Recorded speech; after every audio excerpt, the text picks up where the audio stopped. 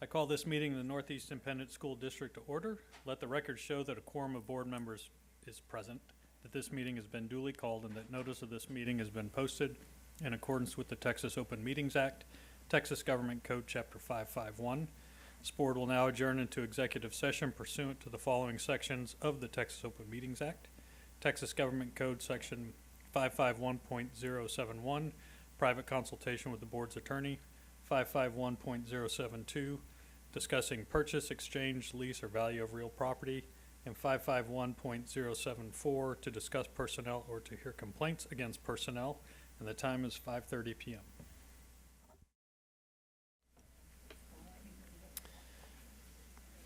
The board will now convene an open session. The time is 6:23 p.m.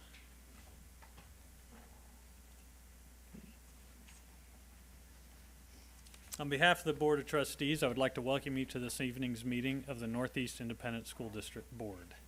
This is a business meeting of the board held in public. We appreciate your attendance and request your respectful attention.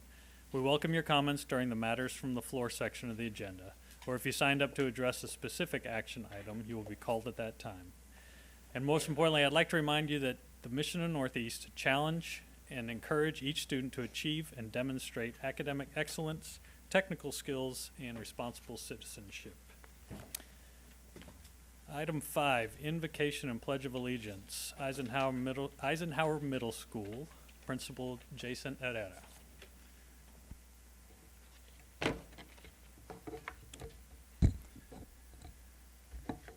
Good evening, Mr. President, board members, Dr. Micah, executive staff, and guests. My name is Jason Herrera, and I'm the proud principal of Eisenhower Middle School. Tonight, it is my pleasure to introduce two amazing Eisenhower generals. Tonight, the invocation will be led by 8th grader Hazel Giambalvo. Hazel is one of our amazing Ike generals. Hazel excels in and out of the classroom. On the academic side, Hazel is an excellent student who takes honors and GT classes. One of her teachers shares that Hazel is always willing to take on extra tasks to serve her various organizations. Hazel is currently the NJHS historian, an athlete, a pal, and a member of the orchestra and choir groups.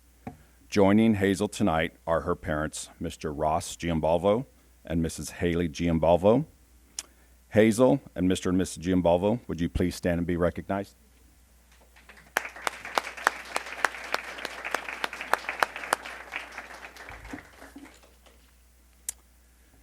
Leading the United States Pledge of Allegiance and the Texas Pledge is 8th grader Aiden Tamayo.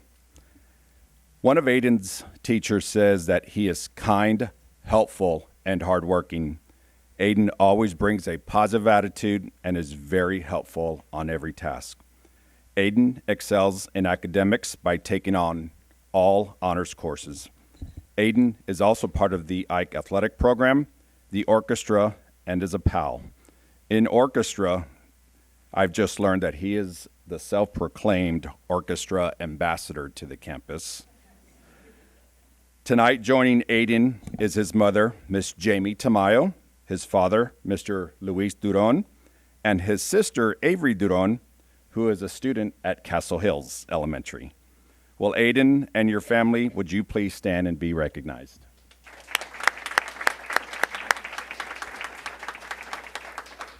Okay, Hazel and Aiden, would you please come up?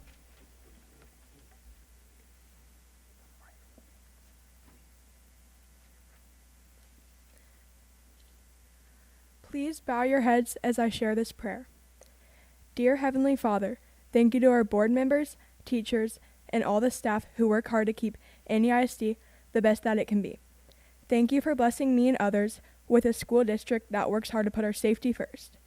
We are blessed as students in this district because they allow us to excel in academics, sports, fine arts, and many other areas of interest. I pray that you bring peace to these board members tonight as they make these decisions, and that the outcome of their choices support the students of NEISD in the best way possible. In your name we pray, amen.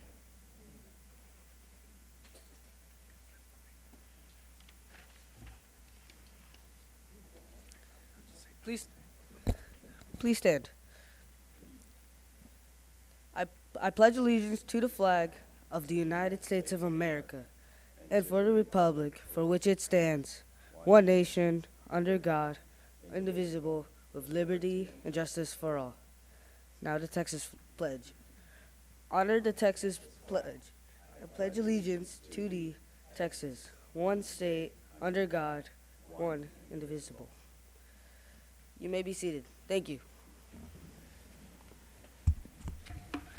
Aiden and Hazel, if you all want to come forward, we've got some certificates for you. Take some picture. Mr. Herrera, if you want to come up.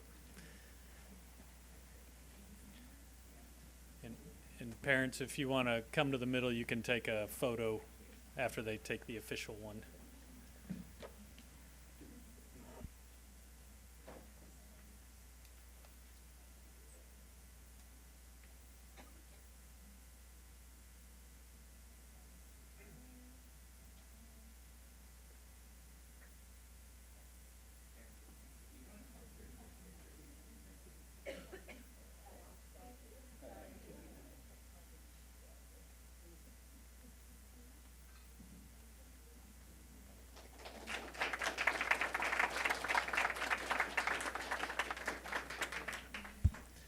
Aiden and Hazel, thank you so much for being here tonight. We really appreciate y'all's involvement. You're welcome to stay, but you are also welcome to leave. We will not block the door on your way out. So, thank you all very much for being here.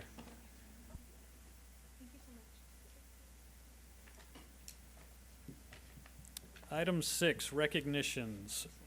A, president's comments and acknowledgement of special calendar events. We have tomorrow, November 11th, is Veterans Day, so I wanted to say thank you to all our veterans in our community and across the city for what you've done for our country and for us here locally as well. So Veterans Day is tomorrow, as a reminder to everyone, and November 21st is Substitute Educators Day. So thank you to our substitutes. Item 7, matters from the floor. Hold on 1 second.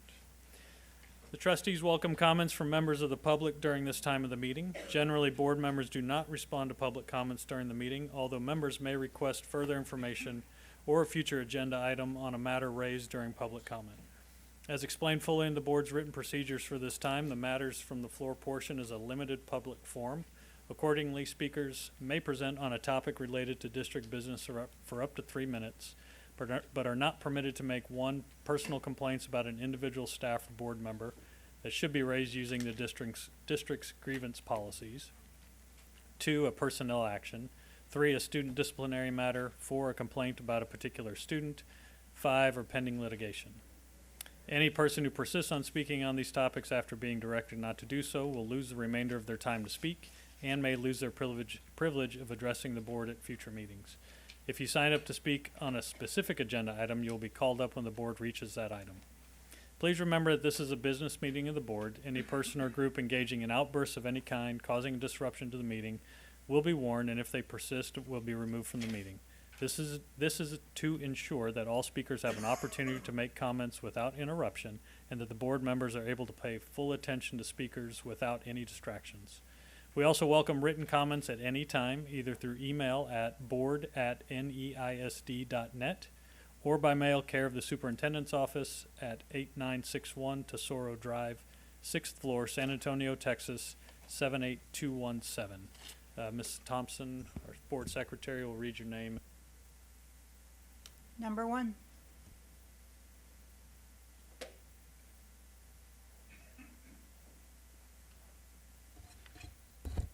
Good evening, Mr. President, members of the board, Dr. Micah, executive staff, and guests. My name is Selena Valdez. I am the president of the Northeast Education Association. This evening, I'm asking y'all to consider adopting due process procedures to DCD local policy. We believe that a fair and due process structure strengthens trust, accountability, and consistency across our district.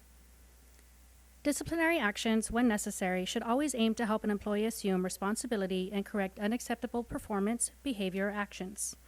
The range of possible actions from counseling to termination should be based on severity of reoccurrence of the concern. Employees should always be asked to sign any warning documentation to confirm that a discussion has taken place with their supervisor. This signature does not imply agreement, but simply acknowledgement. In addition, employees should have the right to submit a written rebuttal within 10 business days of the meeting to proceed their perspective. We also recommend that no prior disciplinary action be required for subsequent actions, including termination, but any progressive discipline used follow a transparent and fair process. When due process is applied, it should generally process through the following steps, which allow the district discretion when necessary: counseling and verbal warning, written warning, final written warning, and of course, the recommendation for termination of employment. Throughout this process, the district values of honesty, ethical behavior, and mutual respect should guide every interaction and decision. By adopting these due process provisions, the district reinforces commitment to objectivity, fairness, and consistency in how it addresses employee performance and behavior. This approach benefits not only employees, but also the students and communities we serve. Thank you for your consideration.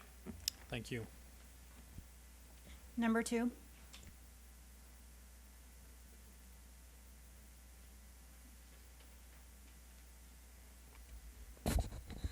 Good evening. I'm Tom Cummins, representing teachers and support personnel for Northeast AFT. President Byer, members of the board, Dr. Micah. First, congratulations on the passage of nearly 98% of the $495 million bond request. It's an impressive achievement in a challenging environment, and we're proud to have played a part in helping make that happen. Now that the bond is passed, we urge the board to ensure fair and decent pay for the workers who will make these projects a success. While the board has approved a prevailing wage for the building trades, it does not align with the U.S. Department of Labor's prevailing wage under the Davis-Bacon Act. The current NEISD rate falls below that standard. Adopting the DOL's prevailing wage will help ensure the district attracts and retains highly skilled workers for these important projects. We've seen across many districts what happens when low bidders cut corners and skilled workers aren't hired. Mistakes end up costing more in the long run in both time and money. This isn't just a construction issue. It's an education issue also. When projects run over budget or require costly repairs, the extra expenses often come from the general fund, reducing resources for student programs and impacting employee pay and benefits. We've experienced this firsthand, and so has Northeast. A few years ago, 2 elementary schools in Northeast couldn't open on time because of construction issues. I personally taught in a school in another district where within a year of construction, a building shift caused a half-inch crack in the exterior wall. Sometimes shoddy work doesn't show up for years. Avoid this by hiring quality craftsmen. Finally, if the Department of Labor's prevailing wage standard had been in place, I'm confident that Propositions D and E would also have passed, as it would ensure the public that the jobs will be done right. Trying to pinch pennies can cost dollars. We urge you to do the right thing now, pay fair, federally recognized wages, and invest in the skillful workforce our students and schools deserve. Thank you. Thank you.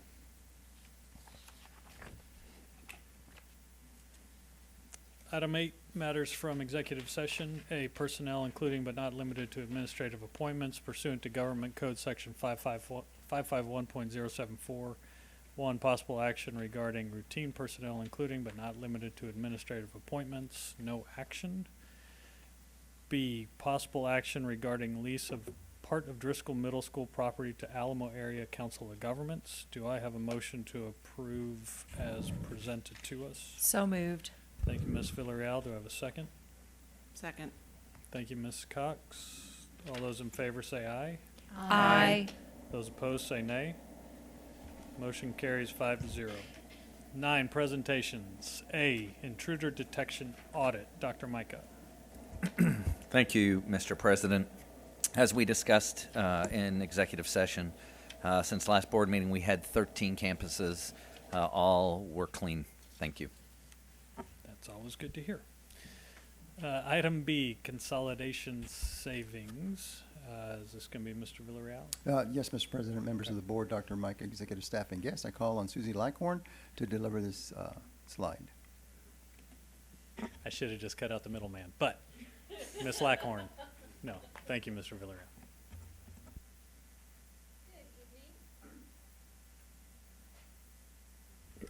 Good evening. After we finalized our staffing, our original estimates were about $3 million. We weren't including all of the sped teachers. We didn't have all the data. Once we went back, compared our staffing this year to last year, we ended up with 6.6 million ongoing savings in staffing costs for the consolidation of those 3 campuses. We've got it broken down by category for you here.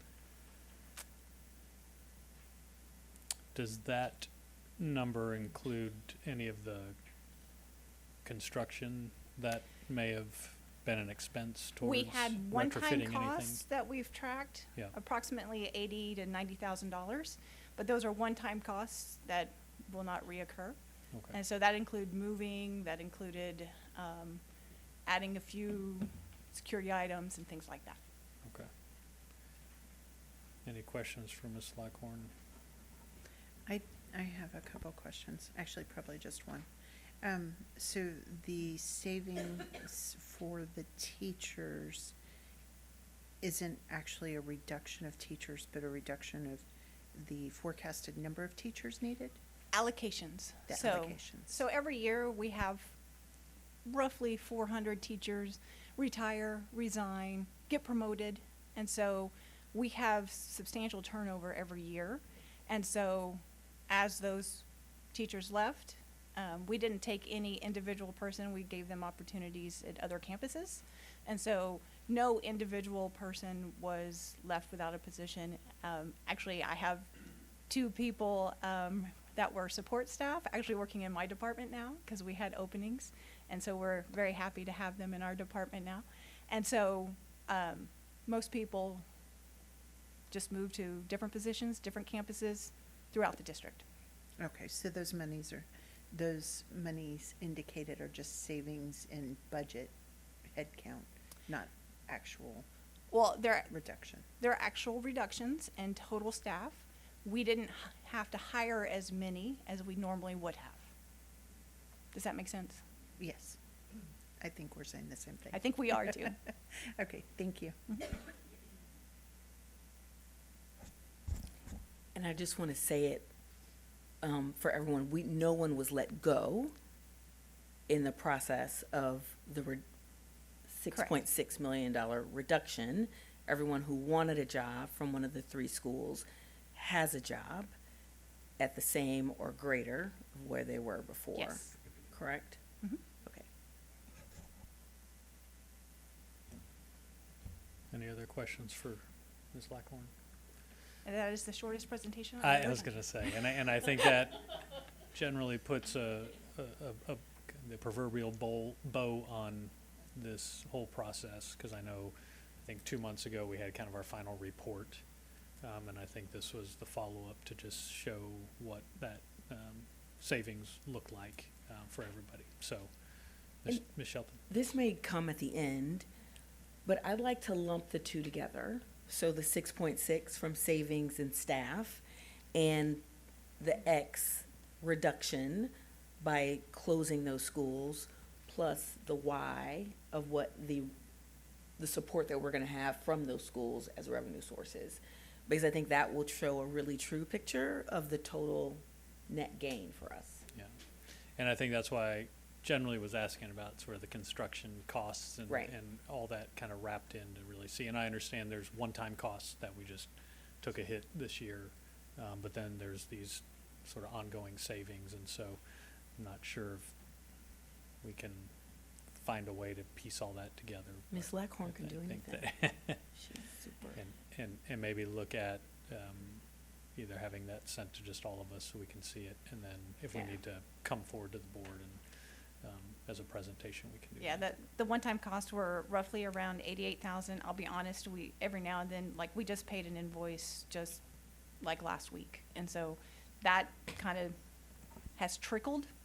And so, but that final number, to date was about $88,000. And so our savings for the current year would be 636 minus that 88,000.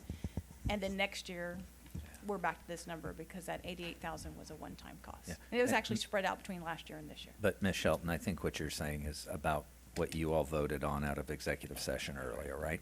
So I can talk with Susan, we can try to see if we can put something together. Okay. Okay? And I know that it's probably not this year that we would be No, able to no. get those numbers. But I know It's- what you're getting, right. Yeah. I know what you're going for to kind of show the overall piece. Yes. So I'll visit with her and we'll see what we can put together that would make sense. Okay. Okay? Thank you. Good deal. Well, thank you very much. Appreciate it.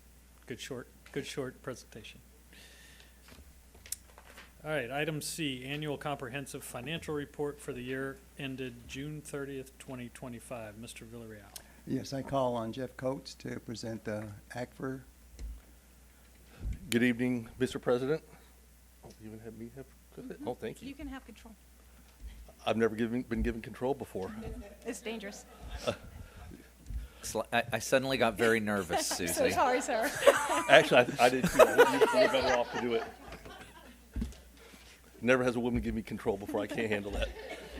Anyway, I digress. Good evening, Mr. President, ladies and gentlemen of the board, Dr. Micah, executive staff, and guests.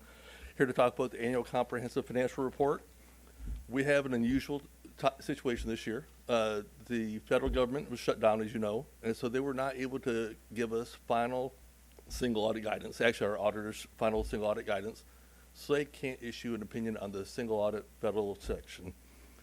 TEA is implementing a new software for us to upload the audit into their website.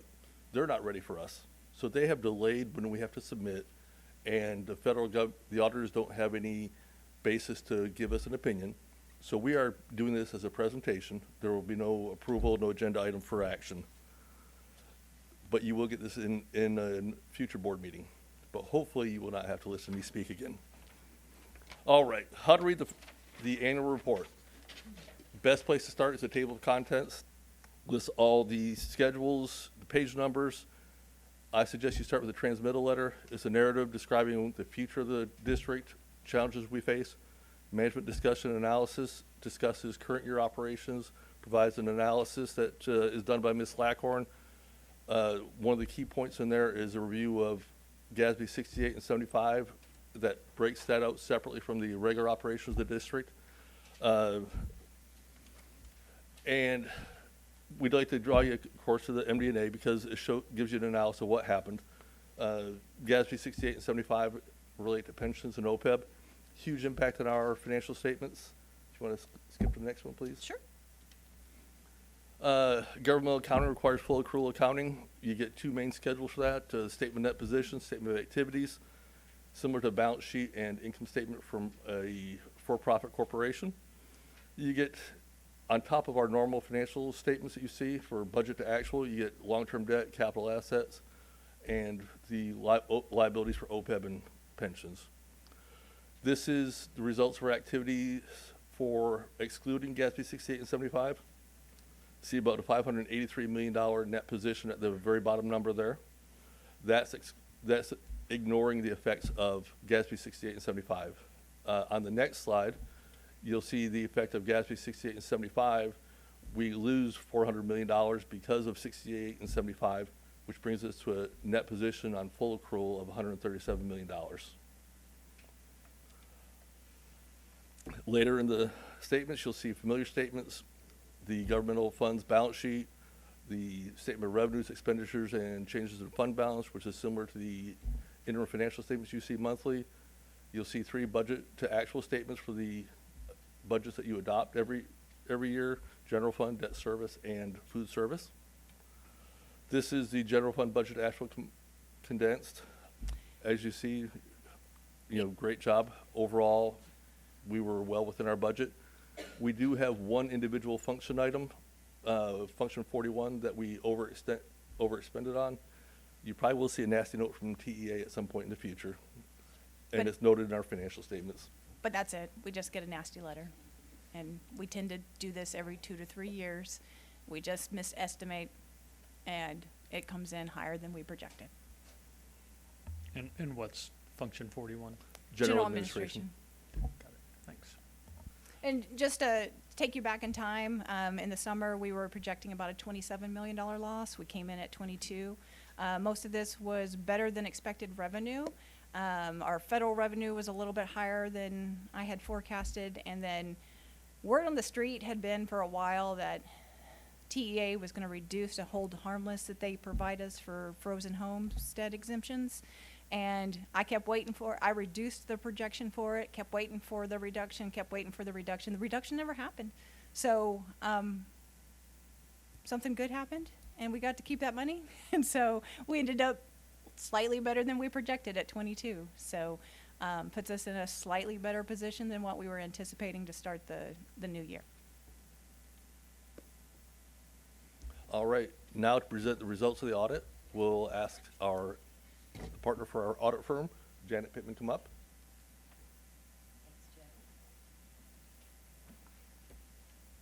Good evening. Thank you for having me here this evening to go over the results of your 2025 fiscal year end audit. We are required to follow 2 standards to do our audit. One is the generally accepted auditing standard, and the other is government auditing standards. What is the purpose of an audit? It is to form an independent opinion on whether or not your financial statements are presented in accordance with generally accepted accounting principles. We have a draft opinion in there. Like Jeff said, we can't issue the final until we get the go-ahead from the OMB, Office of Management and Budget. Anyway, we issued an unmodified opinion. It is the highest level of assurance that you can receive from your independent auditors. And it basically says we have no modifications to your financial statements, and they are issued in accordance with generally accepted accounting principles. So that's all good news. I don't foresee anything that would change on that when we issue our final report. Next slide. The other 2 reports that we have in there is in the compliance section, which is way in the back of your report. And the first one is our report on internal control over financial reporting. And what that is related to is your internal control and segregation of duties over your major processes. So if we had any issues on, so your major processes are payroll and cash disbursement, paying your vendors, procurement, cash receipts. If we had any issues on internal controls, they would be in this report, and we are pleased to say that we don't have any to report to you. And again, that is another draft report. And then our last report that we have is if you receive more than $750,000 in expenses from federal funds during the year, you're required to have a single audit. You actually had 81 million in expenditures, so you qualified for the single audit. Their major program that we tested this year was Title I, and we rotate those each year. We don't do the same program every year. And that represented about 25% of your total federal expenditures. So our last report that we issued, we had no findings or question cost in your federal funds this year. Again, we're waiting for the OMB to approve the draft of the compliance supplement. That's the piece we're waiting on. With the government not working, we're waiting patiently for that release. Anyway, so and that's it on the financials. Then we also issue a letter on the conduct of the audit. These are required communications from us, your auditors, to the Board of Trustees. So we're required to tell you if we had any new accounting policies this year, and we did. We implemented the GASB. GASB is Government Accounting Standards Board. We issued GASB 101, and it relates to how you account for your compensated absences. We also need to tell you you've got some accounting estimates in your financials, And those are, the large ones are your state foundation receivable, your investments, how your valuation of your investments, and then also the valuation of the GASB 68 and 75 that Jeff referred to, which is your net pension liability from TRS. Those are large. We look at how you, your assumptions that you use to calculate those estimates, and we agreed with that. The next three items, we were required to tell you if we had any difficulties in performing our audit, any misstatements that we found as part of an audit adjustment, or any disagreements with management. And those are all none. So that's all good news too. We are required to get management representations, which basically says that your team gave us everything we needed to do our audit. We have not requested that letter yet from your staff. We'll do that as part of our closing procedures when we're able to date our audit. We're also required to tell you if we had any consultation, if the staff had any consultation with other independent accountants, kind of like obtaining a second opinion, and to our knowledge, we didn't have that either. As part of our audit, we were required to test compliance with the Public Funds Investment Act and your investment policy, and we found that the district was in compliance with that act. That's all I have, unless somebody has any questions. I do want to make sure I thank Dan and his team, and Susie and Jeff and Lisa. I don't know if Lisa's here. From the Internal Audit Department. We ask for a lot of information on top of their daily duties that they have, and we got everything we needed, and very timely, and just waiting on the federal government. So, any questions? Before we get into any other questions, I wanted to find out, Ms. Pittman, can you just explain to everybody about the TEA, or sorry, the federal timing, which I know you don't have any control over, but then what that meant for TEA giving us an extension? Every year, the federal government comes out with a compliance supplement on how we're supposed to test the major programs that we pick. And we have a draft, and we've reviewed that, and we use that draft to do our audit. We're waiting for the final version. So TEA, TEA had to extend, your due date is usually November 27th, and they've moved that to February 27th. Hopefully by February we'll have that information, and that we're able to conclude and just make sure we didn't have any changes. I don't anticipate we're going to have any other work. You all have had these programs, the district programs, for a long time. Title I, the food service, all of your programs you've had for a long time. So we don't anticipate any changes. We just have to wait. TEA has instructed us to wait, and we as an audit firm feel like we need to wait for the final compliance supplement to be approved. Thank you. Yeah, and so everybody else is aware, just as a reminder, this is normally the time of year we would have the presentation and take action on it. Right. But because of the delay, we did ask Ms. Pittman and Mr. Coates and others to come and give us a presentation as we normally would.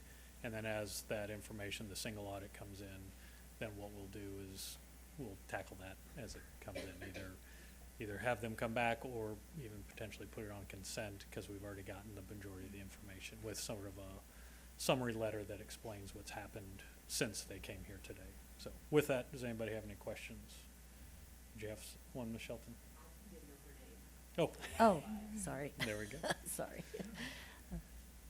Did anybody else have any questions? Before we move off of this, I do want to say, I know we gave, Ms. Pittman started giving some special shout outs, but I did want to say, in meeting with them a couple weeks ago ahead of this meeting, they were very complimentary of our financial staff, Mr. Villarreal and his folks in the finance office. And so we had Susie Lackhorn, Mary Alex, Jeff Coates, David Gracia, Lydia Flores, Christy Brinkman, Vanessa Terrazas, Becky Carrasco, Veronica Binder, Krista Ayala, and Chana Floyd.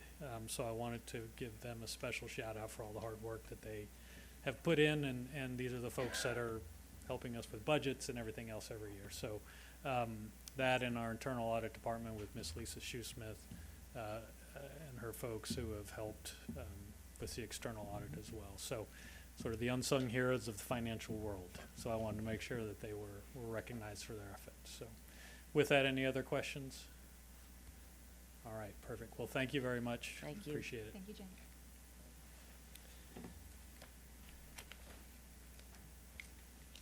Item 10, superintendent comments. Dr. Micah. All right, ladies and gentlemen, this is going to be a long one. But lots of good things have been happening. So you may have seen, but recently, Northeast was named a District of Distinction by the Career and Technical Association of Texas. This prestigious honor recognizes the district's exceptional commitment to CTE excellence and our dedication to preparing students for success in college, careers, and beyond. And I want to thank Sean Jensen. I know he put a lot of work into the application and really showcasing a lot of the things that we did. 14 of our football players have been selected for the 26th San Antonio Sports All-Star Football Game, and Johnson head coach T.P. Miller has been tapped to lead the blue team. Great opportunity for our student athletes to show their stuff in front of thousands of fans coming soon to the Alamo Dome. Congratulations are in order for Roosevelt High School senior, oh boy, I should have practiced this name, Anahi Harmio. She won Metro Health's 2025 Diabetes Awareness Youth Art and Poetry Contest with a very creative poster raising awareness about diabetes. ISA sophomore Bella Bryant has recently returned from the Francis Hesselbein Student Leadership Program at the United States Military Academy at West Point. This is a highly coveted program that only about a dozen students from across the country get to attend every year. And 2015 Roosevelt graduate Arcia Porter recently visited the student athletes at Kruger Middle School to inspire them. I don't know how to say that name. ArYsia. SIA. Arisia was a stand-up basketball player while she was at Roosevelt and is now, folks, on the Harlem Globetrotters. So she showed the students some of her basketball skills and inspired them to focus and follow their dreams. And, of course, I want to take a moment. I know one of the speakers talked about, but I want to personally thank the community for coming out and voting on the bond.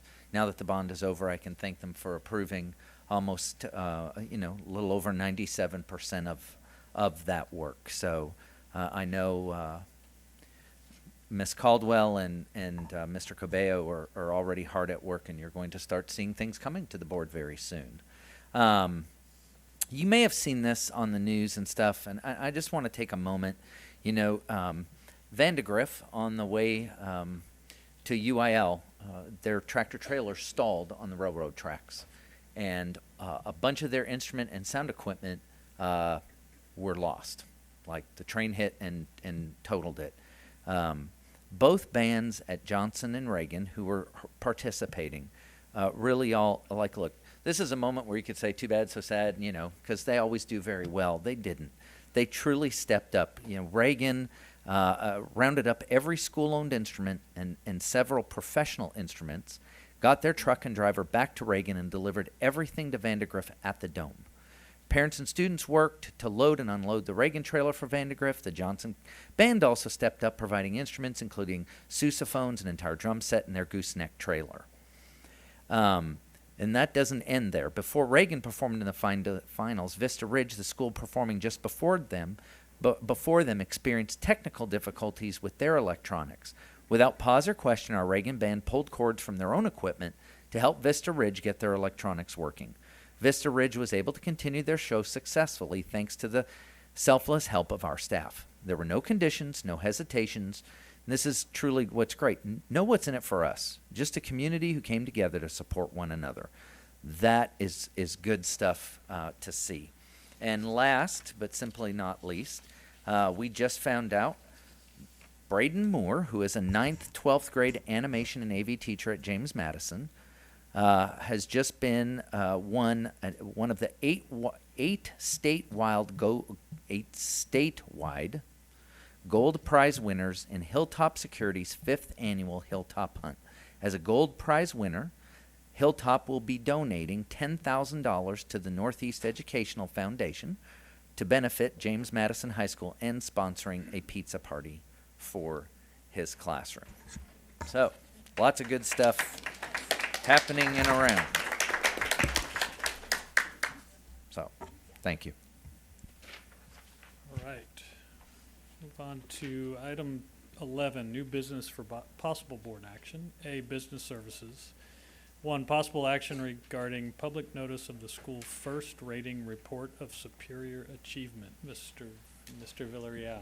Yes, Mr. President, I call on Jeff Coates back up to the stage to present this. Yes, good evening again.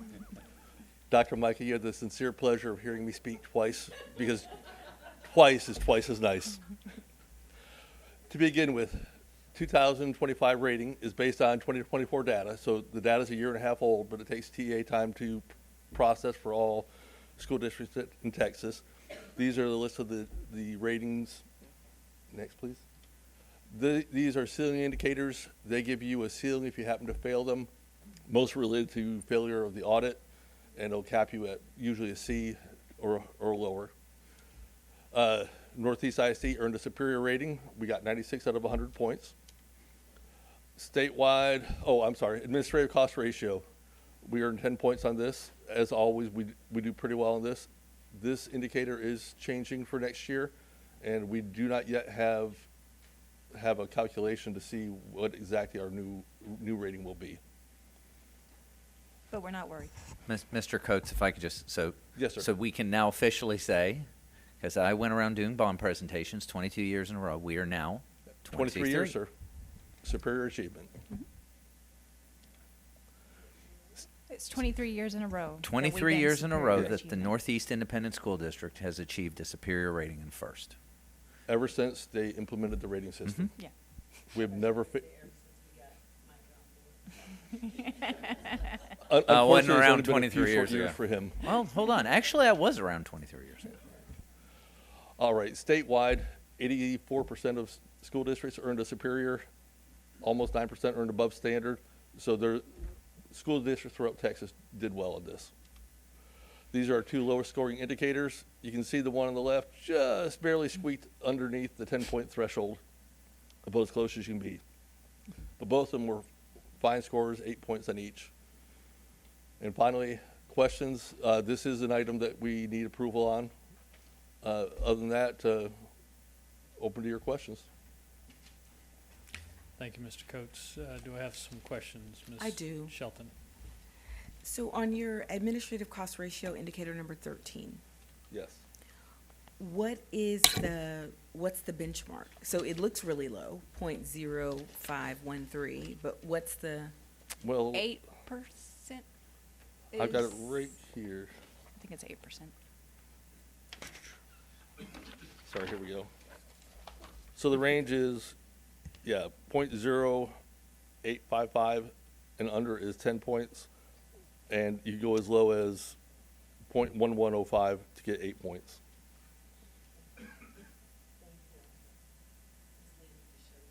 Oh, yes. On the, I think it was the indicator number 8, which was the one I think we had just dipped below. I think I had trouble pulling up my document, but it was a slight decline from last year on this.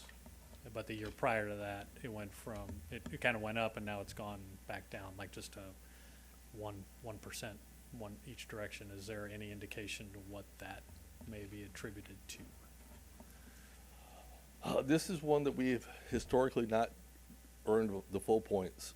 For years, it was our commercial paper program where we were issuing commercial paper as a current liability, and that impacted our scores. We did not have that this year.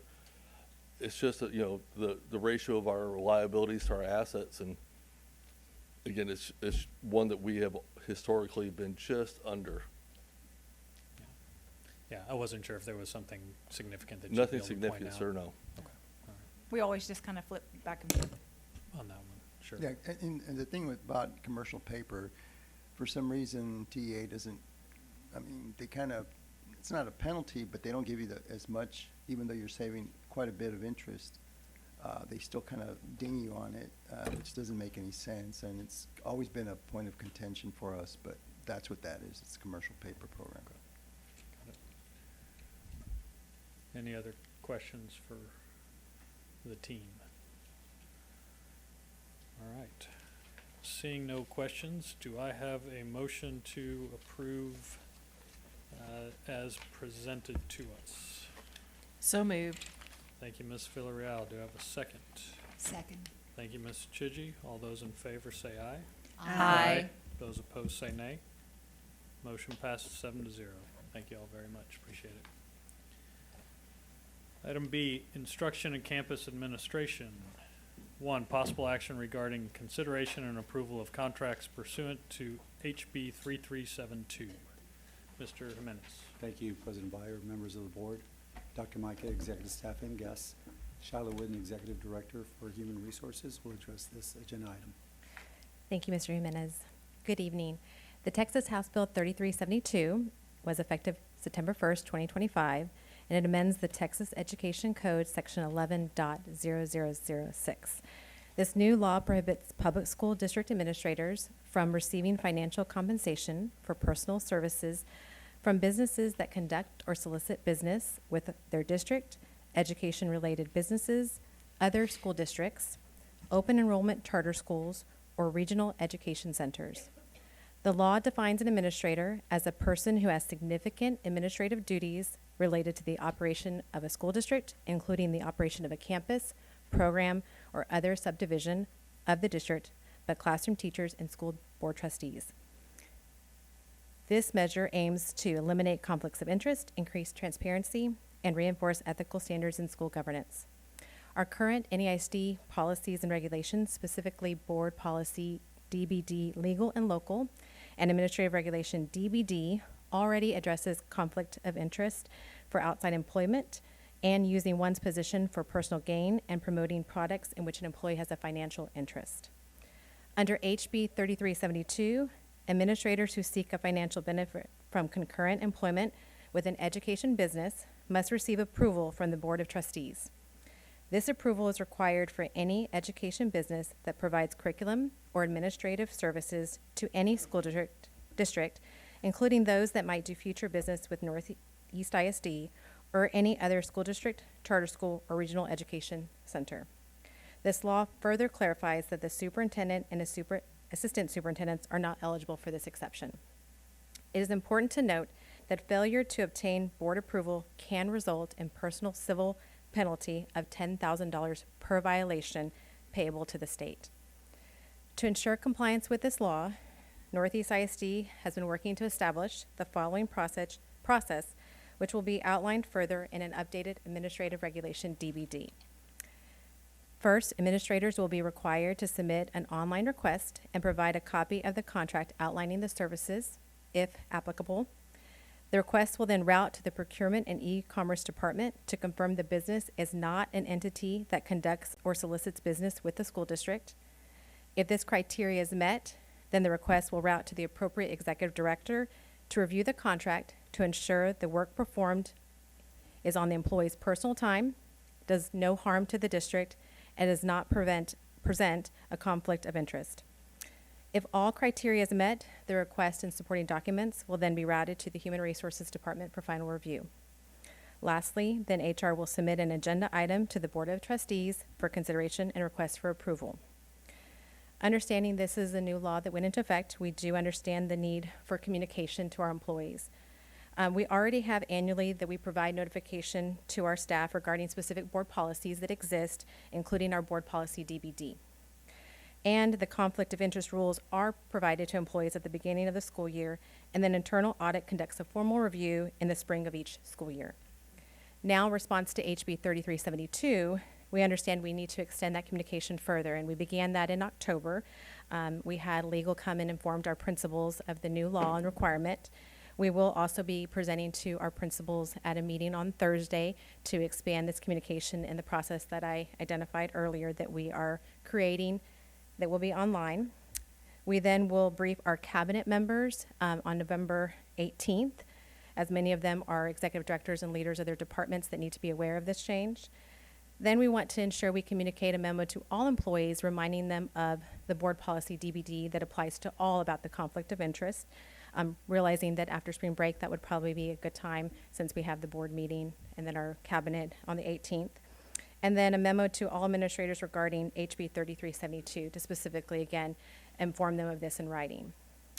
As we were presenting this to our leaders through the meeting I described at our principal meeting, that included other executive directors and directors, we did have individuals already start to recognize that they needed to present this request forward. So we have implemented that request for them to present the documents. We reviewed and ensure they met the criteria.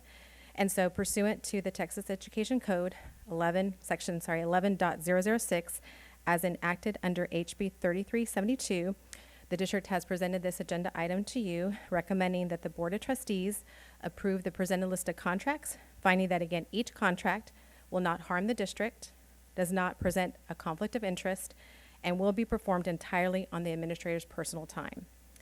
I also just wish to add that in the future, we would like to present these requests as a consent item now that we've been able to present this to you as an action item this evening. Before you take action, I'm happy to answer any questions you may have. Thank you, Ms. Whitten. Ms. Cox, you have a question? Yeah, I just have a couple of questions. Can you give an example of a conflict of interest? So a conflict of interest, by definition, is anyone pursuing that actually has purchasing decision-making authority. So often that's going to be our budget managers or anyone, again, who has the ability to have influence over purchases and maybe selection of a vendor. Okay, and also, was there any previous legislation in this regard, or is this something new? So in our RDR policy that exists, there was this language that was applicable to the superintendent. Okay. So this just amends that to include now administrators and then provides that provision that allows for the board to approve under those two circumstances for that to be permitted. Okay, and just one more. And someone who would be working as adjunct faculty, would that be something they're basically teaching a class at night? Yes, so they would be a professor teaching a course with one of our universities around the area. Okay, thank Likely you. would be an example. Thank you. Any other questions for Ms. Whitten? And so the contracts we received, it looks like 3 total? Yes. For the other names, there isn't a contract necessarily in place, but still one that we understand we wanted to bring forward to you because that's often examples that we had were individuals that might go and judge for another school district where, again, there's not a conflict, but they don't have a written out contract explicitly listing the type of work or duties that they're performing. Okay, and that's something that HR is tracking and keeping. Yes, we're going to have a tabs on. system that we're going to monitor that, and then we're informing individuals that if they do anything in addition to this work or with another business or entity, they'll have to submit a new request.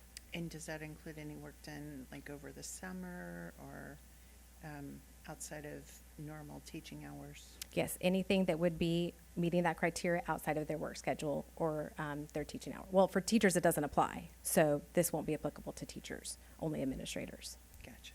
Okay, thank you. Oh, yes, It sorry. doesn't apply to teachers. Why?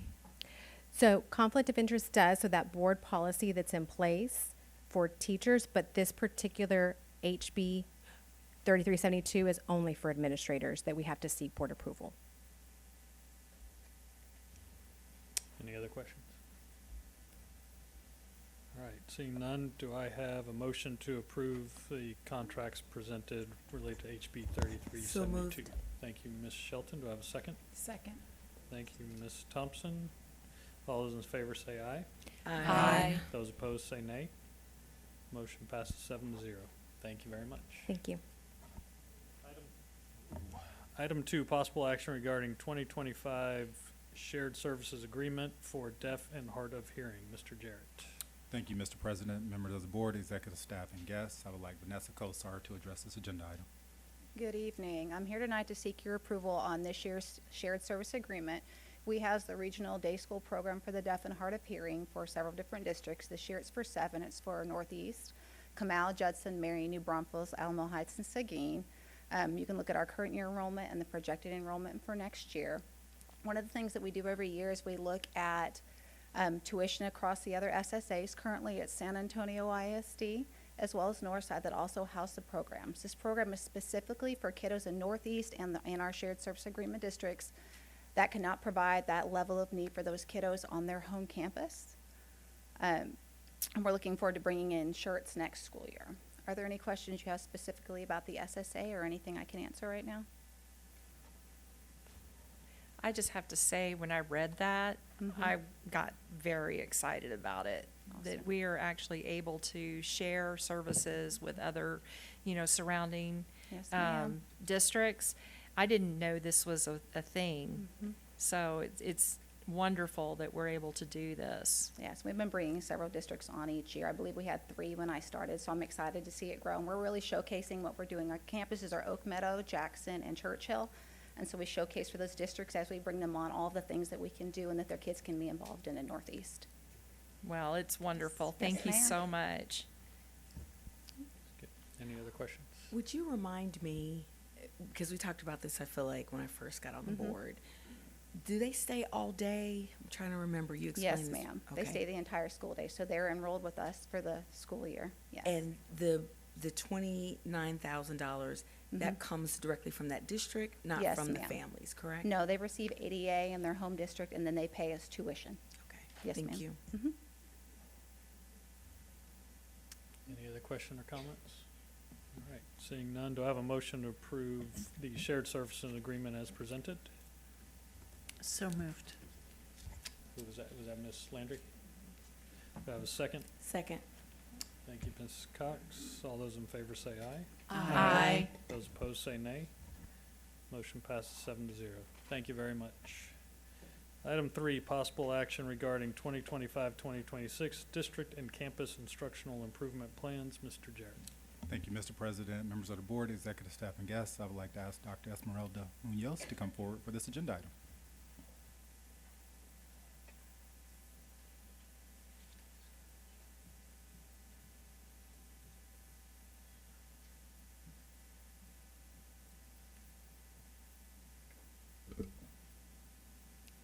Good evening. This is my first time back here, so it's a little trying to get settled here. So give me one quick second.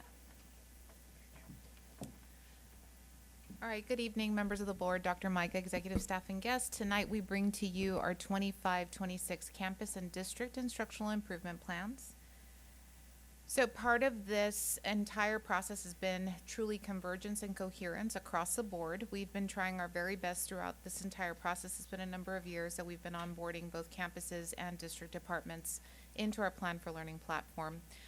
We have looked at also providing work sessions and workspaces for all of our campuses, and you'll be able to see a couple of snapshots of what we've done throughout the years, plural. We were able to start initially with our title campuses. We moved into our non-title campuses, both in part because we have the federal compliance piece that's tied to Plan for Learning. So some of those documents go into what's called Title I Crate. That is part of the Plan for Learning platform. So if we're ever audited, that is basically the container of all things. And so we just found it much more beneficial to then move into our campus improvement plans to tie those components back to those compliance pieces. We also have our House Bill 3 goals. Those are also tied through Plan for Learning, which we're going to bring back to you throughout later on this year. Alignment to our district scorecard. So that's been a new initiative that we've been trying to push through so that way all campuses, all district offices are able to see how their goals align to those district scorecard indicators. And so they're able to now connect those back. We look at our budget, our local, federal, and compensatory education budgets. Those are all tied through Plan for Learning. And then we have our formative and summative checks that are now much more user-friendly. Before it was a little toggle. Now it's just a drop-down. So now everybody actually just has the access to say if they've seen some progress, measurable progress, or if they've exceeded those expectations. And so part of your packet that you received was a much longer document, and it had numerous problem statements and root causes that were sent out to you all numerically. And the reason for that was because we wanted for you all to kind of see the origin story behind a lot of our goals, performance objectives, and strategies. Why did we create those? In looking at our district improvement plan, if you see our performance objectives and strategies, you may not know why that goal came to fruition in the first place. But that initial page that says comprehensive needs assessment outlines everything that our district departments were able to look at, data-driven measures. Then they had to go through and create a goal and a strategy and align it back to that problem and root cause they were trying to solve. And so essentially, if you would have not been provided that comprehensive needs assessment, you really wouldn't have understood the why behind some of those performance objectives and strategies that you see in the DIP. And so it's a required data-driven approach that we have to, by law, to provide.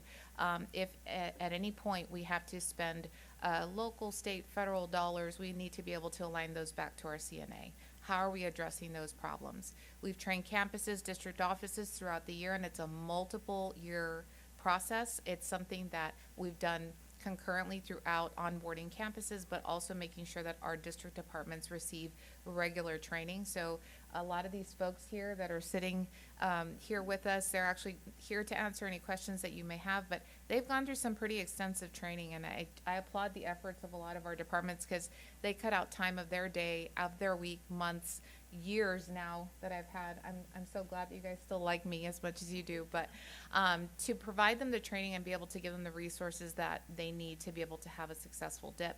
We also have strategies that have to be progress monitored. The campuses and departments have to revise and edit. So if they've accomplished a measure, then they can remove that measure or adjust it, increase the percentage if they have to. If they see that we're not quite there yet, then adjusting that percentage as they go. So it's a living, breathing document every single year. And then also we're trying to ensure consistently throughout that 100% of our goals and strategies are tied to problems they are trying to solve. So eliminating the whole, I want to put this on here because I really like doing it, versus, well, what problem are you trying to solve? What's the root cause? How are you addressing it? And therefore show me the strategy on how you're going to be able to increase that performance or that measure, that problem you're trying to solve. Then we had a new component that was tied to Plan for Learning. They actually gave us the ability to integrate AI as a helpful tool to be able to help us craft some of our performance objectives, potentially our strategies. One thing it does not do is it does not create problem statements and root causes for anyone, not for campuses, not for district offices. Why? Because we have to develop and understand what the problem is. We have to address the root cause. The AI platform just allows us to be able to purposefully articulate exactly what message we're trying to push across. And sometimes those conversations would last hours, if not days, trying to get that right message across. And now the AI feature actually is a container of all things, all the data components that are there, and it helps the departments much more easily craft the statements the way they should be. So the four areas that are part of the CNA are the demographics, student learning, district processes and programs, and perceptions. Those are outlined as the CNA aspect of Plan for Learning. So when a particular department goes in there or a campus goes in there, they're able to address those certain components, and they have to be able to say if they are going to create those strategies, they can then go back and ensure that those strategies are aligned to those problem statements and root causes. In some cases, you may have, like here's an example, a CTE example, where they were actually able to tie this one strategy to two different areas of their CNA. So if you notice problem statements, student learning 18, district processes and programs number 2. So in this particular case, this one strategy is connected to those two components on the CNA. So essentially they don't have to list it twice. They just need to click on what problem they're trying to solve, and that lends itself back to that area of the CNA. So in addition to that, this is actually the document that you received that consolidated all of the problem statements and root causes from start to finish. So these are in numerical order, 1 through, I believe, 44. And if you notice here, I think there was, I guess, there needed to be some clarity on our part to be able to outline exactly what problem statement 2 or problem statement 3 really meant. So if you look here, problem statement 2, it's simply that it's number 2 on the list. You have your problem statement number 2 areas. The areas that problem statement number 2 is addressing is district processes and programs, if that makes sense. So if you look at problem statement 3, it's just number 3 on the list. You go through problem statement 3 areas that are being addressed, it's student learning. And so it goes all the way down the line. And so when these are listed in the CNA container, the departments are able to go back and click on what problem statements and root causes they are addressing with that particular strategy. And you'll be able to see that later on. Now, what I'm showing you here is an example of a campus model, but it is exactly the same as it's seen in the district model, where all departments are able to funnel in this information. So if you notice there, that's an example of where they created, through the use or the support of AI, they were able to create, input actual data points that they wanted to address. And they actually went in and utilized the Ask AI feature to draft a sample statement for them to be able to save, or they could go back and edit or adjust. It could create multiple phrases for them to use. They could refine some of what they were asking the AI feature, but ultimately they have total and complete control, with a caveat that we say, please make sure you review before clicking save, because if there is any inconsistencies and you're owning that, ultimately, we want to make sure that what you're putting out there is actually accurate with what you're doing. Again, you have your goal, so everybody has their board goal number 1, so a campus is then creating a performance objective under there, and then they also create a strategy. And if you notice there, right along the bottom where it says this is a Title I campus, it's addressing the Title I indicator on the bottom left for me, I think, yes. And then the problem statement, student learning 1, they're tying that particular strategy back to that problem and root cause that they're trying to address. And there is that Ask AI feature, and this is tied to multiple components, but like I had mentioned, it's not in everything. They have to do some of the work when they're identifying that problem and that root cause as needed. So we have our November, January, March, and June dates. We have our progress measures that are due this November. We have other progress measures in January and then March. So they're able to identify, have they made some progress? Have they exceeded those expectations, or have they not met? So do they have to go back and adjust that percentage? And now, like I had mentioned to you all before, it's no longer a dial, it's now actually labeled as some progress, no progress, or exceeded progress measures. At the very end, that summative arrow just simply indicates that the campus wants to continue with this goal, probably just adjusting the data point to maybe increase it a little bit or potentially decrease depending on whatever their goal is actually stating there. Or they could say we met it, and they can then click on completed, and then it removes itself from their actual campus improvement plan or the district improvement plan. At that point, the department or the campus then decides, do we want to create a new goal? Do we want to create one that maybe wasn't a problem area for us at one point, but now we're starting to see these trends? Let's go ahead and create a new goal that we're going to progress monitor throughout the year. And then we use, obviously, the voice stakeholders information through our district improvement committees. They support our DIP. They work alongside a lot of our departments, as well as our CICs. They actually work alongside our campuses to ensure that they're reviewing the campus improvement plan and allowing for their voice to be heard and saying, maybe we should try this, maybe have we done that? And so we are very, very much connected to the feedback that they give us on both fronts. So the way we model that is through our DEIC, and then CIC is what they use at the campus level to then ensure that the feedback is taken from their parents, community, and all stakeholders. And so those are just some snippets of some of the work that we've done. DEIC is right in the middle, and then side by side we had multiple sessions. CNI was actually able to support a lot of the initiatives because we did have a large number of new principals that were coming on board. We wanted to ensure that they had all the information that they needed, that they were able to meet with their departments and all of their leadership staff around this idea of now what are we going to build, how are we going to do this, who's going to progress monitor. And so we went through some pretty extensive sessions, and then in addition we provided open labs and work sessions where we would invite campuses here. We'd go out personally to go meet with them. Departments were able to come and go throughout the course of the day. my team and I, Beverly Lebhurst and Kelly Deere, they were actually my partners in all this work, and we would sometimes camp out in an area here at Ramick and just work from there to allow for people to come in when they had the time. And it yielded some really, really great conversations throughout this entire process. So we're continuing to grow, we're continuing to push forward and refine everything that we're doing as a department to ensure that we provide that space for those campuses and those departments to be able to continue the work. We had our DEIC presentation. We were able to gather their feedback. We reviewed it, provided edits, provided feedback from our department's lens, and then here you see our presentation with the possible approval. So with your permission, I wanted to kind of go through so you can see on our district webpage where everything is housed, if that's all right. Okay, just 1 second, because I think this is going to take me a little time. Jason, sorry.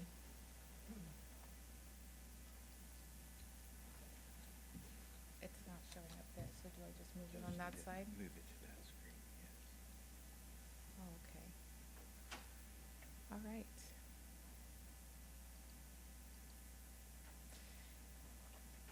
Okay, so when you are in your, I think I have to log in. Can you log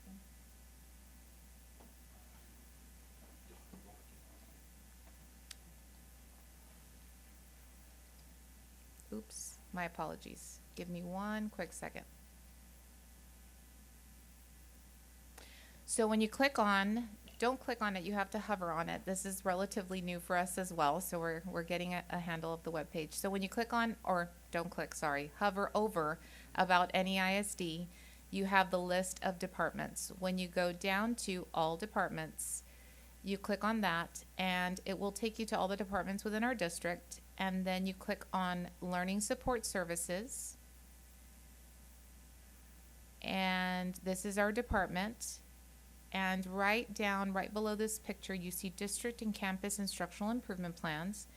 When you click on that link, it gives you our district improvement plans from 23-24, 24-25, 25-26, and then our House Bill 3 goals that are all in draft form. When you click on our DIP, you have just the District Instructional Improvement Plan. This goes straight to our mission and vision, and then it goes straight into our goals. And here, once we publicize these are going to be automatically fed through the system, or we will be able to see when somebody is able to go in and say, we did some progress, or we did not meet some sort of expectation here. We went back in to adjust. All of those are going to be actually outlined every single moment when they are done. And if you notice here, it actually gives you a timestamp when somebody went in and made a potential adjustment at any given point. And that is directly through our Plan for Learning webpage. Through the Office of Communications, they were actually able to help us out to get us that link. And then in addition to that, you are going to see a table down here. And so I'm just going to pick a campus. And you're going to see here, it says Campus Instructional Improvement Plan. It says 25-26. When you click on View Information, like I mentioned, 23-24, 24-25, 25-26. This is the latest and greatest. And so you will see Bulverde Creek Elementary, you will see their draft plan, and then again, it will go straight to their goals. And every time someone goes in to do an edit, you will be able to see the timestamp there. In addition to that, we also have our DEIC meetings and agendas, and we also have our CIC meetings and minutes. These are available for everyone in our community to view. So when you click on View More, it actually is going to give you a Google folder at this time, because we are transitioning to this new platform, so we're still in the learning phase of this. But again, if let's say, for example, I go to Camelot, we are going to look at their CIC meeting agenda, and we are going to see everything that Ms. Payne was able to cover. If you notice here, her SIP checks, she's able to cover that along with map testing. And then it does give you the opportunity to view minutes. Once she gets those populated, they're going to be tied to this document here. And so these are viewable to the entire community. Anybody who is interested in seeing what is going on in their campus and their CIC meetings, their agendas, their minutes, what is being discussed, those are available there as well.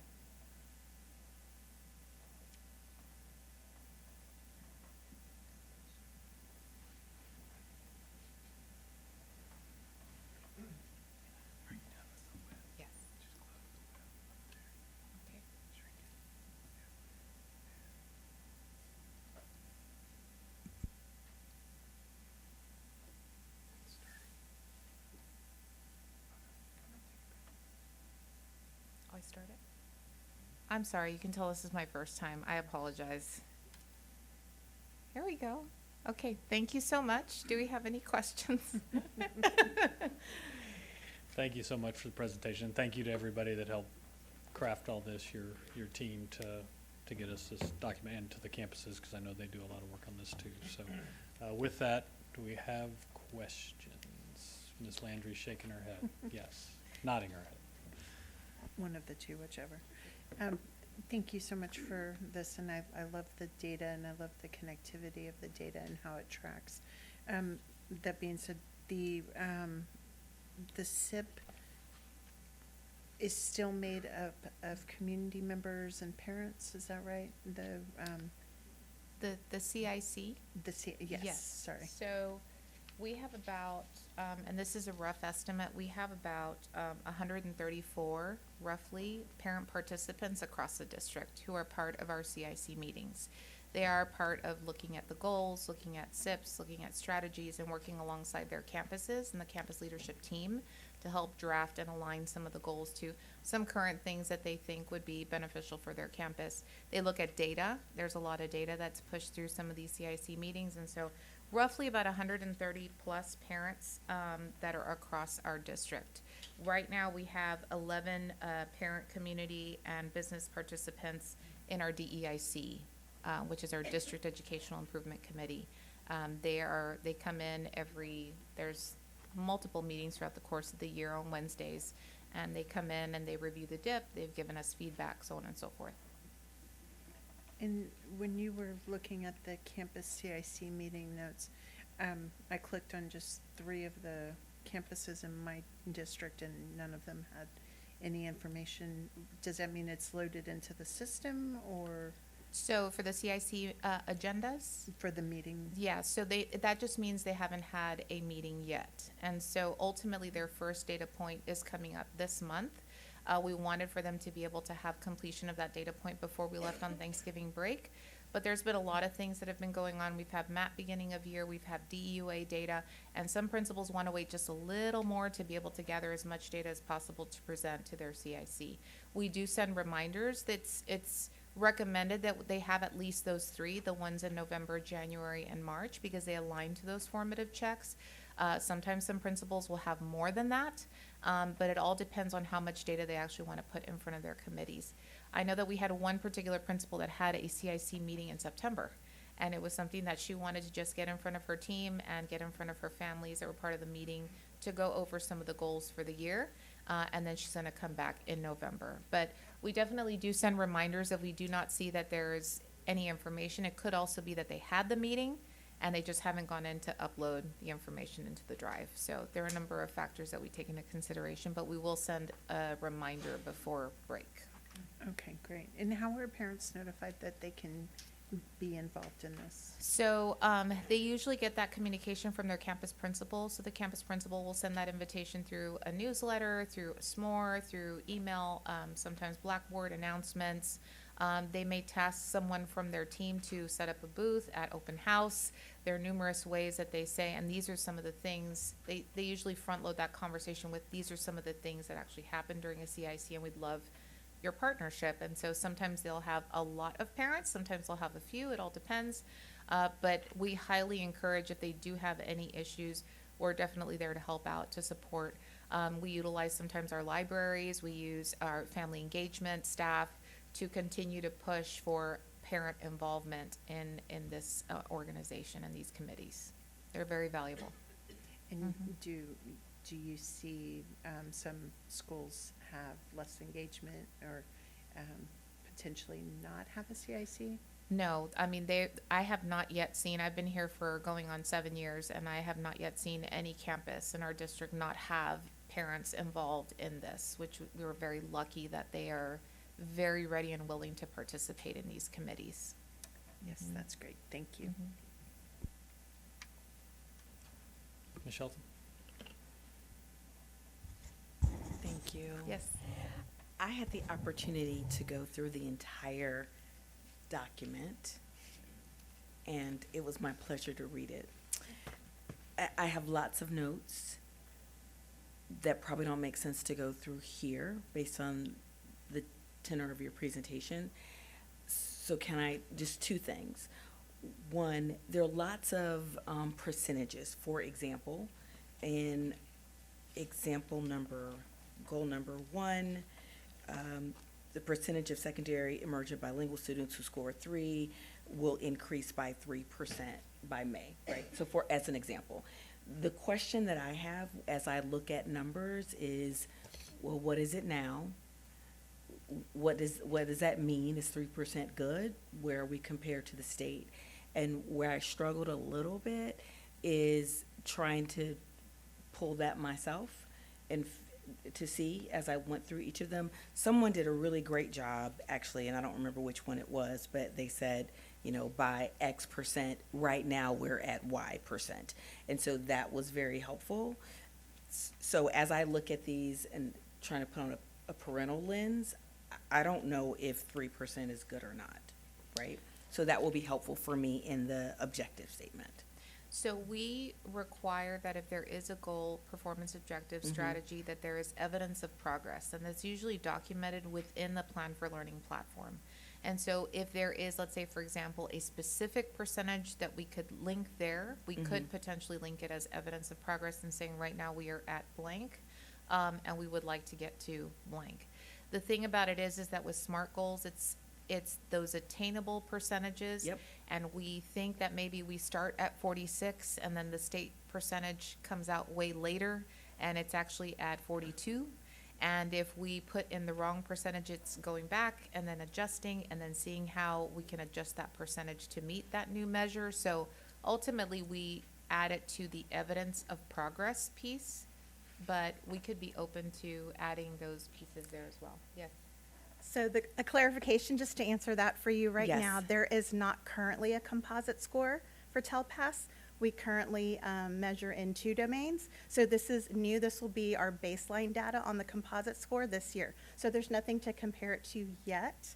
Okay. We had a previous version that we used as like a, when Brandy does a what if, we have a what if to go from. And so that's what we're working from for Okay. this year. So we're doing something new. So what would be helpful then, because if I go to objective number 6, it's, we're going to our annual growth goal by 3%. So the questions that immediately come to my mind are, well, what percent meet it now? And how does that compare to the state? And I'm looking at this, one, from the lens of a trustee, but secondly, we're putting this on our website for our parents to see for transparency. And it's really helpful to say, well, we're pretty good right now, right? We're at and I don't know what the number is, but, we're at a 5 now, and our goal is to get to a 6, and the highest you can get is a 7, right? So just, and I can give you all my notes if you want them. We will definitely But make just- that update. The from X to X, we will add that in the places where it's Right. missing. Yeah, Yes. we can do that across the board. Yeah. All the Yes. departments can then outline that specific measure to, this is where we started from, this is where we plan to go. But then also with the, you had mentioned that we want to increase by 2% or by 3% to ultimately obtain a Right. blank percent. Yes. Okay. And I just think that will be really helpful. The last thing I'll say, I think, is on page 4. No, that's not true. On page 5. I appreciate the problem statements, and I also appreciated how the problem statements then linked back to what your objectives were going to be aligned to the goals. I am concerned that on page 5, problem statement 22, 23, and 24 are all about our teachers and staff well-being and the concern that we have for having enough qualified staff and that qualified staff feeling like they have everything in them, not necessarily the materials, because I think we probably do a decent job there, but not being burnt out. I think actually which one is it, that specifically says that's contributing to burnout and desire to leave, which, so I love that we have identified that opportunity. My concern is that there are not a lot of things aligned to the goals that speak directly to problems 22, 23, and 24. And I see Ms. Shyla coming up. Thank you. Yes, understanding that that's the feedback that we had gotten from a survey that we had conducted for our staff. And in that, recognizing that we need to dive a little deeper to seek from our staff what exactly are those areas that either lead or cause or, are reasons for that, to be able to create some initiatives.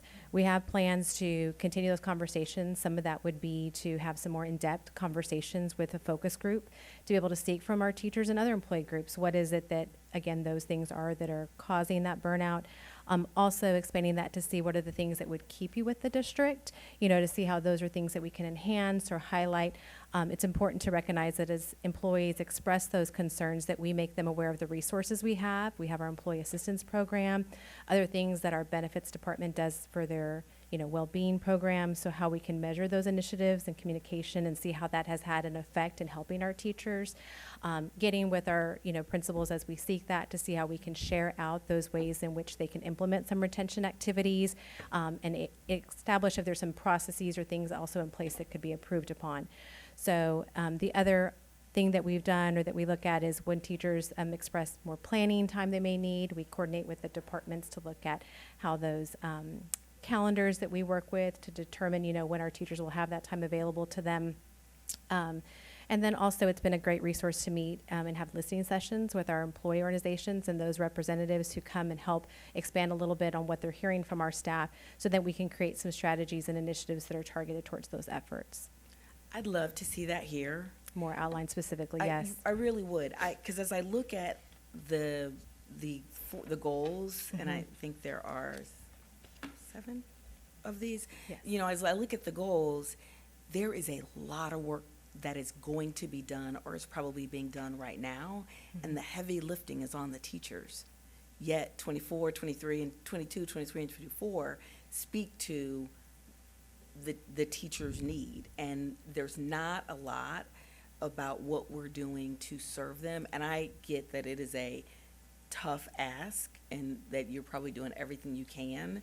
I'd like us to look, and you're probably already doing this, so I apologize if it sounds like condescending at all. That's not how I mean it, but I'd like us to look outside of the box. We know that money is not a thing that we can give them, right? And most people, while they say, if my boss asked me what I want, I'd be like, cash, but I really want more than cash, right? I want flexibility. I want to be heard. I want the opportunity to be promoted. There are other things that are more important to me than just cash. So I would love us to, I don't know what that looks like, but really, why are you burned out? What do I need to give you? What does that look like, right? Does that mean I need to bring in a sub so that you can, it's Mimosa Thursday? Maybe not Mimosa Thursdays. That's what Tracy would want. But, it's, chair massages, or what are those things that we can do that are different, that are out of the box? NEIF just opened their grants. Like, can we leverage some money from other people's money to help support our teachers in a different way so that we can help them do all this work, make it easier for them to do all this Ms. work? Sheldon, if I can just kind of jump in, and thank you for the comments. I don't think that we have an exhaustive list of things that we try to do to support our staff. I think some of our actions come from different places and spaces, i.e. our calendar. So one of the things, by invoking more staff to have more voice in the development of the calendar, that allowed us to this year allow that Friday before our holiday break for teachers to make a choice, take care of their professional development before that day. They can do an asynchronous professional development, or we offered in-person professional development. So that day was about treating them as professionals to make the decision that was best for them, and then allow them to have that Monday off as well. Our campuses also allow teacher planning days. So that's days where they give a sub, half day, full day, for them to have additional planning time, so that way they can coordinate their efforts to meet the needs of their students. You're right, there's only so much we can do for our staff based on the financial implications, but also time and space. But we're constantly trying to find different ways to be able to meet people where they're at. Another item is that we launched this year is an empowerment series, where teachers who are struggling in the classroom in general, where the principal or someone is recognizing that, we actually are taking them, training them, and then we're going to their classroom, seeing them implement, and then working with them at a deeper level. So we don't put everything necessarily in a plan. So as Shyla was explaining about her efforts to try to gather more information, that's because we don't want to stop there. And so we're going to keep on looking for different ways to meet our staff wherever we can. So, but I do appreciate the comments, and we'll definitely continue that work. Thank you, Mr. Jarrett. And might I suggest that we, like, all that sounds amazing. How are we amplifying that out? You know, like that we continue to amplify that so that people, because part of it is just knowing that it exists, right? So that the unions that the teachers belong to and their peer groups and there's a buzz about, you know, oh man, they're doing the amplification of, you know, blah, blah, blah. Did you sign up? Did you recommend someone?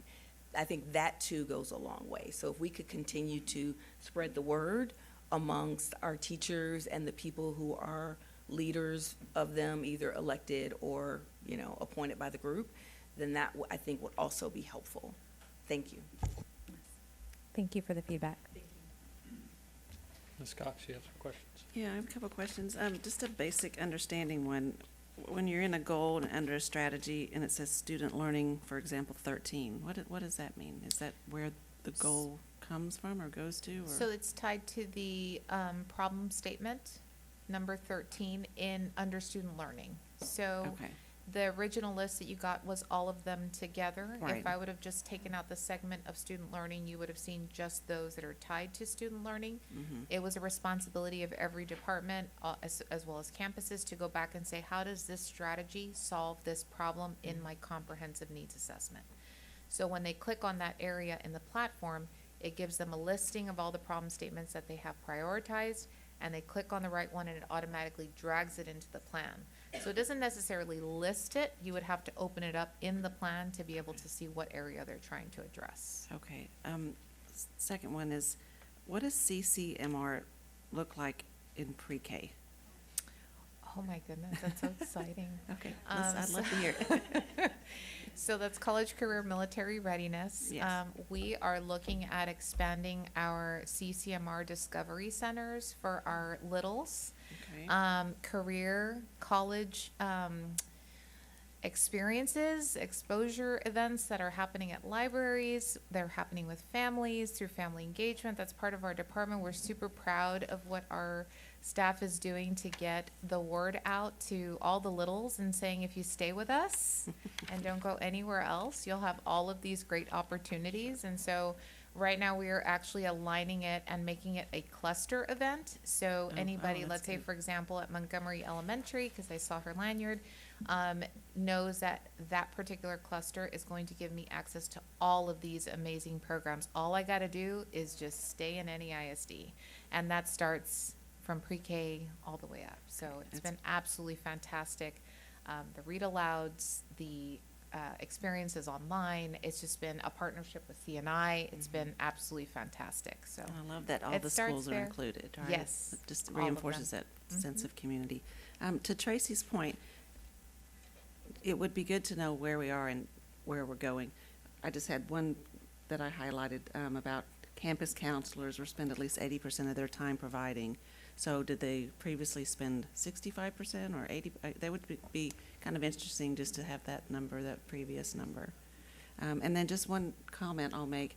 I attended a CTE presentation at Tejeda Middle School, and I guess it's a pilot program out there. They're trying to identify much earlier on students that might end up in the CTE program. So I'm really excited. I think that's fantastic, and it was a really good presentation. So I was thankful that I could be part of that. Wonderful. Thank Thank you. you.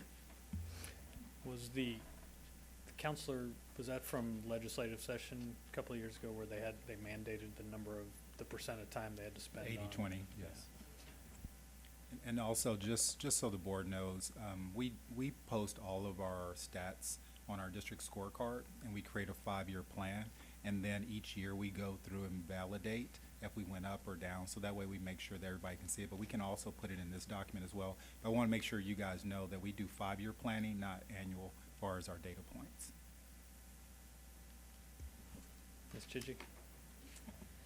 Thank you. And thank you to everybody that worked on this. I know this is a lot of hard work and collaboration, and it's a long process. And I do want to support what Mrs. Shelton said. You all know your data inside and out, and you know where they were and where they need to get to, but I was wanting to know those same things. Where did you pick 5% from, and where were they, and where they, so I feel certain that to be transparent for our parents and our community, that's a good thing to add to this. It's really good document, by the way.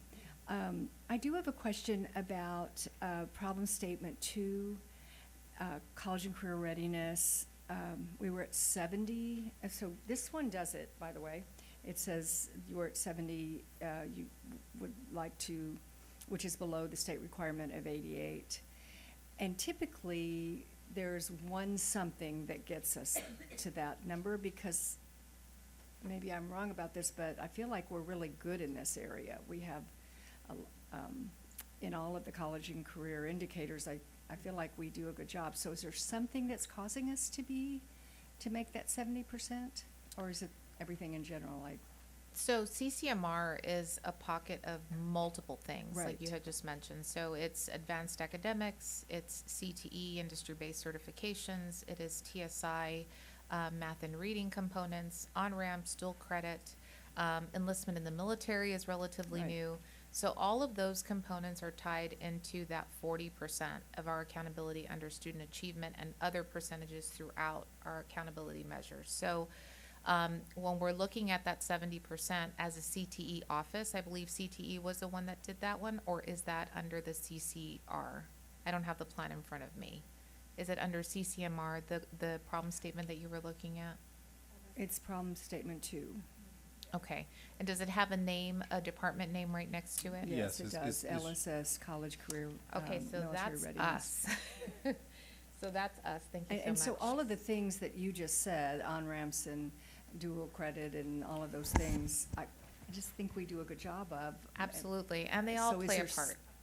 Right. They all play a part, But- so, But, yes.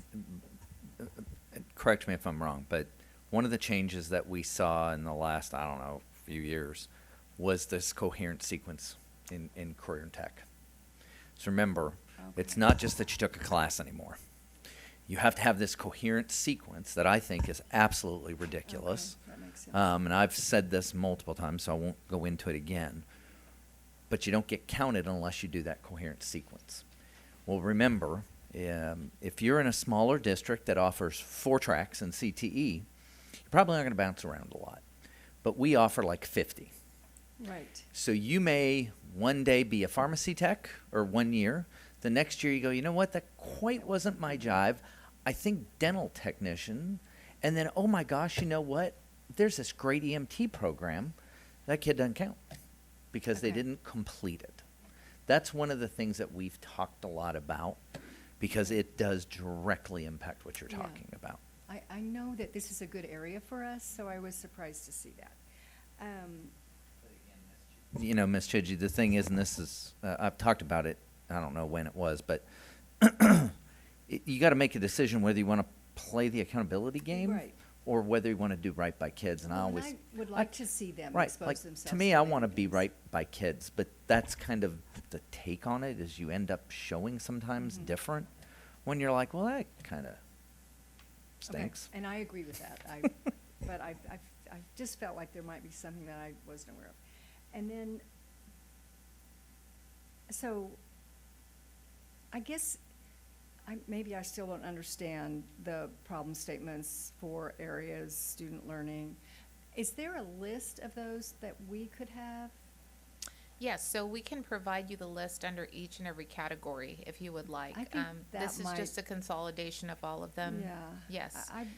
I kept looking for that, and I think that would help us understand this. Definitely, we can provide those as part of the category under, let's just say, for example, we talked about district processes and programs. So you would want to see what problem statements and root causes are part of this category Yes. versus this category.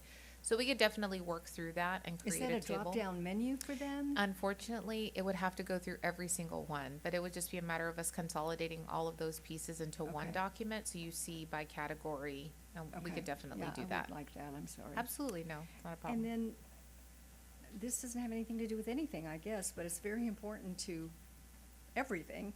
I don't see attendance here.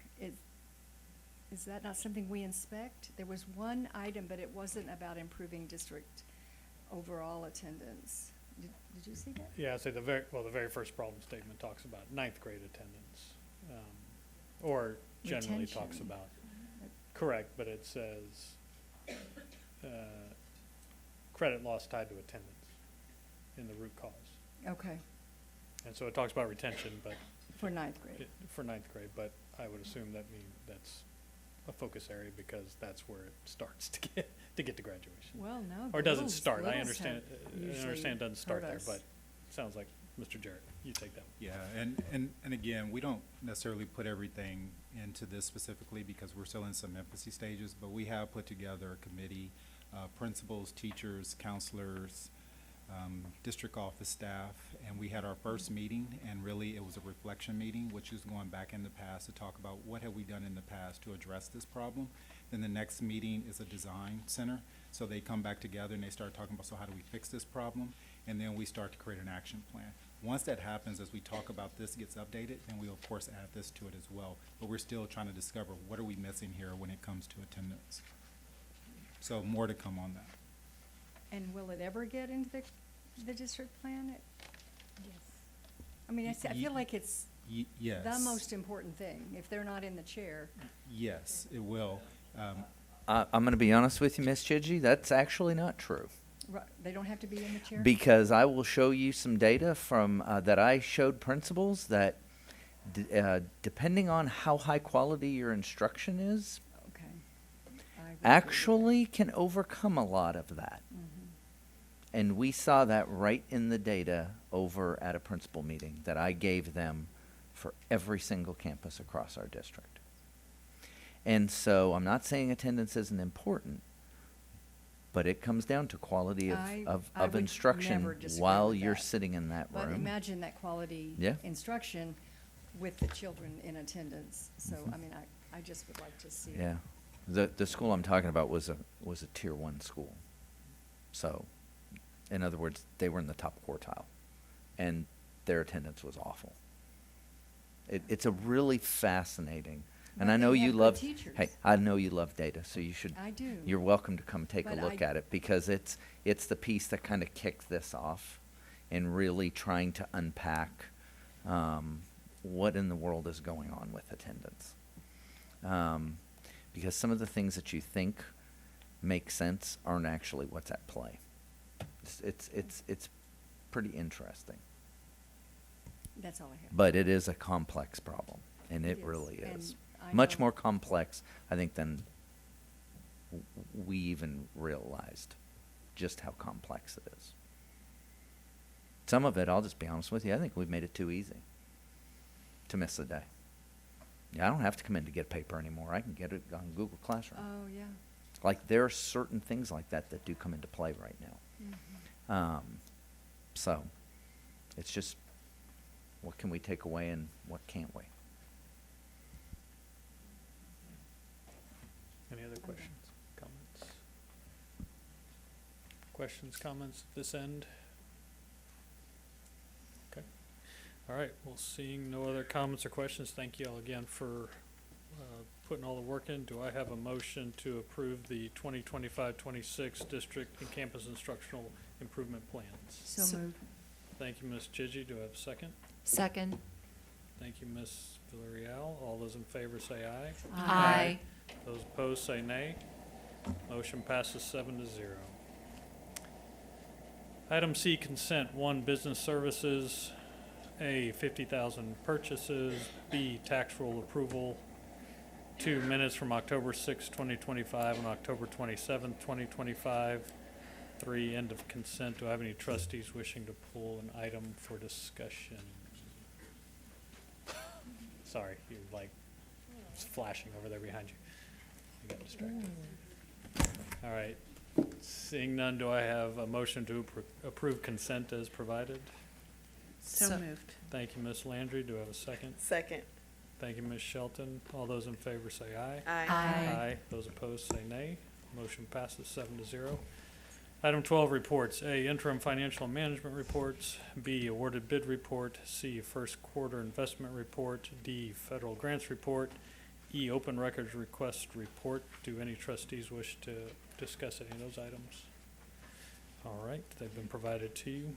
Item 13, discussion on possible action regarding board members' requests for items to be placed on a future agenda and/or requests for reports from the administration. Would anybody like something? I got a lot of lights on. I would. We'll start over here, Ms. Gigi. Oh, I'm sorry. No, go ahead. Starting over here. Just an email would suffice. I would love to see the first 9 weeks attendance report by campus and district, and also maybe a comparison. Are we getting better, or are we declining? I'd like to see that, please. Is that something we can, We, that you we have? already have it. Okay, that's all. I want to make sure we have it already. We'll go Ms. Landry, and then we'll come back this way. Okay. Dr. Micah, in your comments, you talked about a poster that one of our students had created on diabetes. I'd love to see those things if a picture of that can be shared. Yeah, if I can get it, I will get you. What in the world is? I don't know. It's terrible. I don't want to They're look trying over to there. send us into Like, seizures, like so. yeah. All right, Ms. Villarreal, do you have something you were requesting? Oh, sorry, your light was on. Okay. That's okay, no problem. I was so distracted by the strobing effect that was going on. All right, so those two items we can go ahead and have emailed to everybody. All right. Before we adjourn, we are going to convene an executive session again. So the board will now adjourn into executive session pursuant to the following sections of the Texas Open Meetings Act, Texas Government Code, Section 551.074, to discuss personnel or to hear complaints against personnel, and the time is 8:09 p.m. Executive session, personnel including but not limited to administrative appointments pursuant to Texas Government Code Section 551.074, no action. Item 14, adjournment, and the time is 9:22 p.m.